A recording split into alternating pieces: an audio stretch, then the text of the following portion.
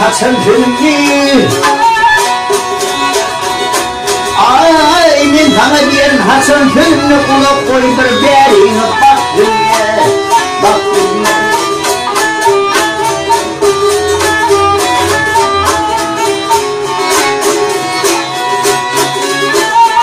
Ay sana gelip ateşi kotuydum ken horladın ilmi elin çektin ya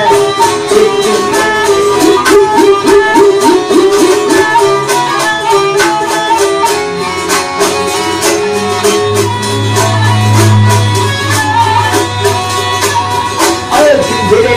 Nırmak giydirdim kimselere hüllet onu giydirdim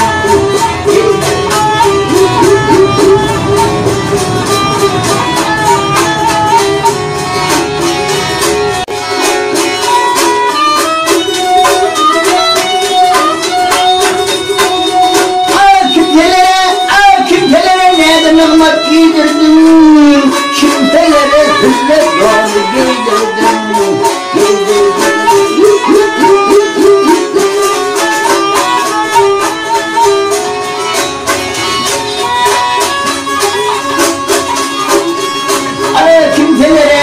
Kimselere dört yaş kadar höydürdün ya demiştir ya amrıma döktün ya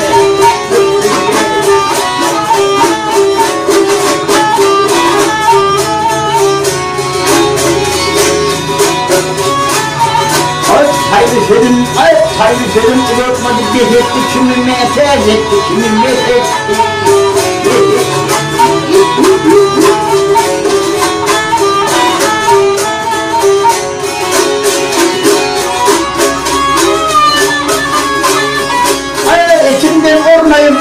içimden ormayıp tümüme yetti ken horladın indi elini çektin ya